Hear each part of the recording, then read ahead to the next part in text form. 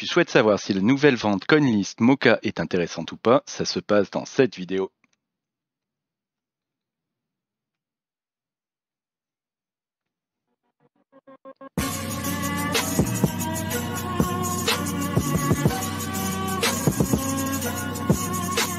Bonjour à tous, bienvenue sur GoNoGo Crypto, la chaîne crypto où on se pose la question de rentrer ou pas dans les projets. Des génériques.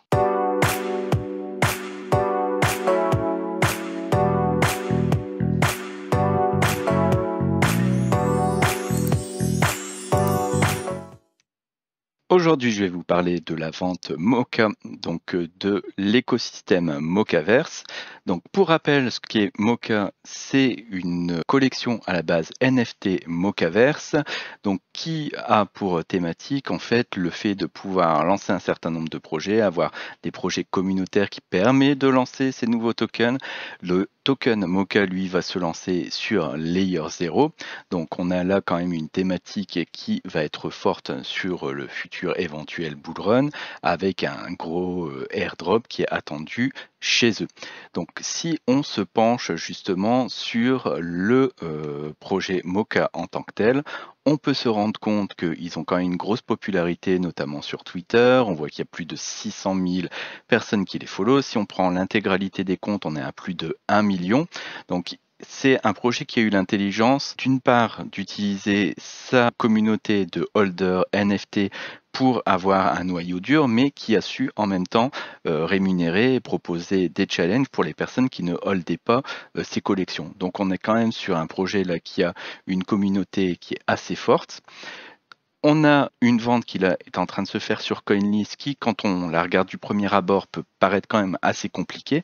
Donc je vous parle un petit peu de ce qu'il va y avoir dessus. On est sur du 5% TGE, ensuite un cliff de 3 mois et une délivraision dans le temps sur 52 semaines. Ce qui veut dire que si on souhaite directement se rembourser son allocation, on est obligé d'avoir un listing à x20. Ce x20 est quand même assez compliqué à avoir, il faut se le dire, d'autant plus que là, on a une full diluted value à 350 millions, donc ce qui est quand même relativement costaud, même pour une vente CoinList.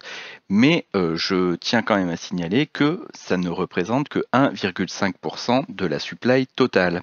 Ce qui veut dire tout simplement que cette vente est plus un argument marketing du fait de dire que voilà, on se lance sur CoinList que réellement avoir un impact réel sur le prix. Si on veut savoir réellement l'impact réel sur le prix, il faut voir comment ça se distribue au niveau des tokens.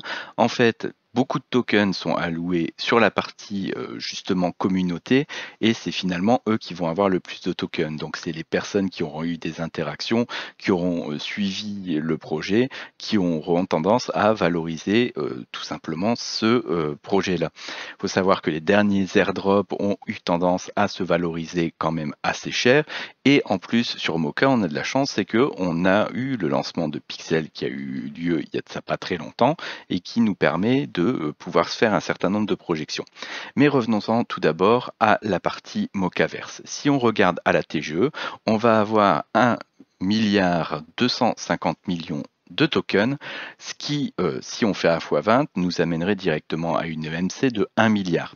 Cette MC de 1 milliard permettrait directement de rentrer au niveau du top 100, entre le top 90 et le top 100 au niveau du coin market cap, ce qui serait forcément une position très intéressante en termes d'exposition au niveau du projet.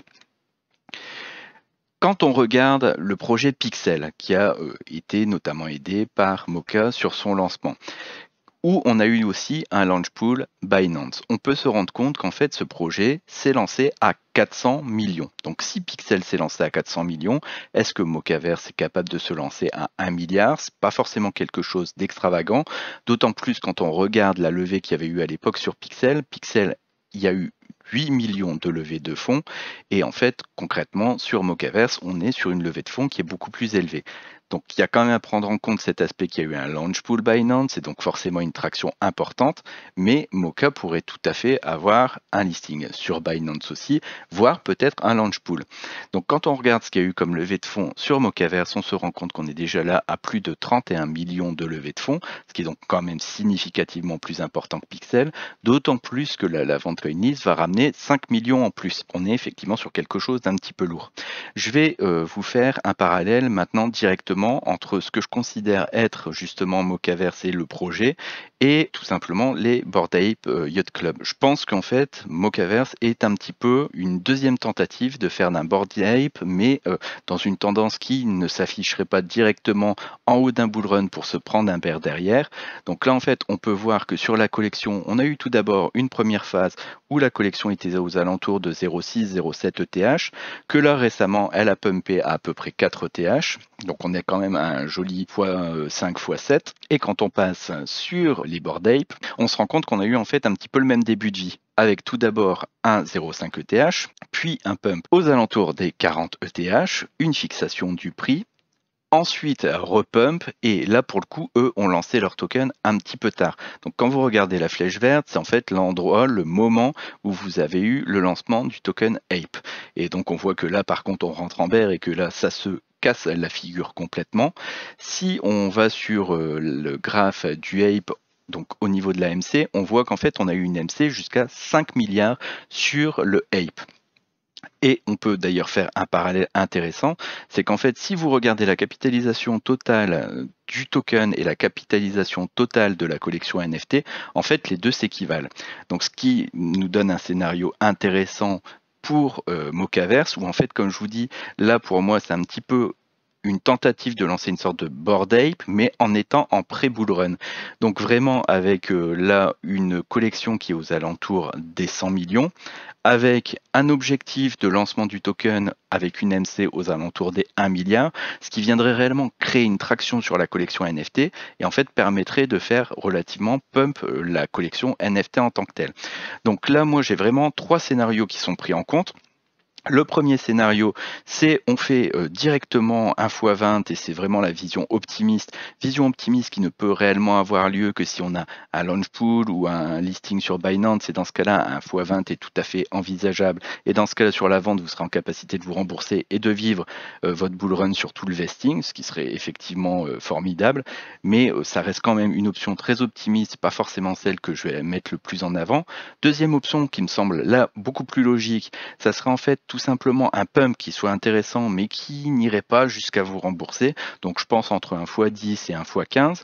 Et dans ce cas-là, en fait, ça aurait l'intérêt d'une part de vous payer correctement sur votre premier vesting, mais d'une autre part de devoir, durant les 3 mois de cliff, obliger les personnes à continuer à être quand même relativement actives sur le projet et ne pas le laisser tomber trop rapidement.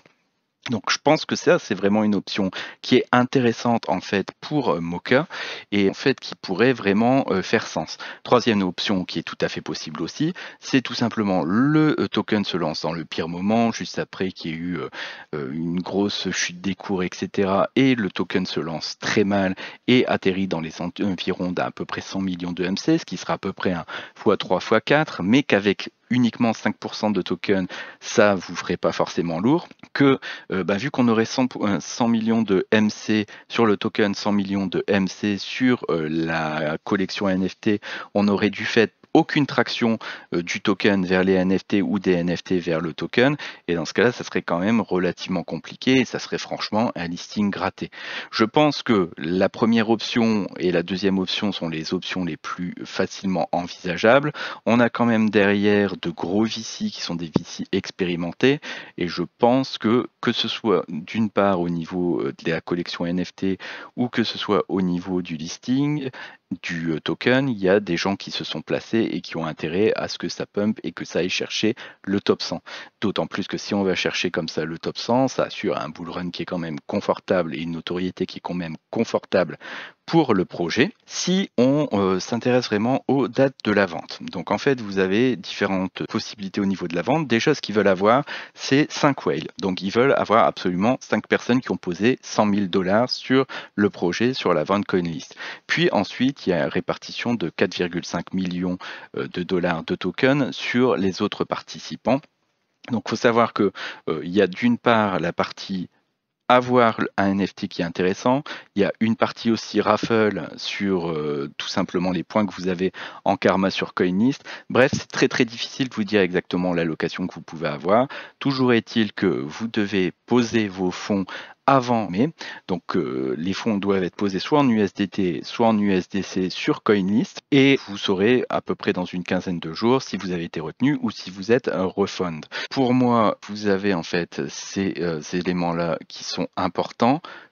Combien je vais mettre moi? Je vais être aux alentours de 1000 USD sur ce projet-là.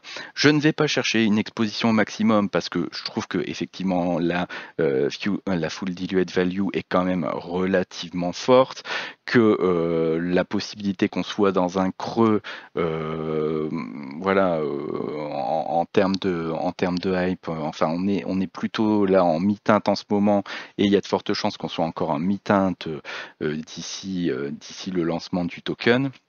Donc je suis plutôt, voilà, j'ai envie d'avoir un pied dedans parce que ben, si ça fait son x20, c'est très bien et puis je serai très content d'avoir mon vesting.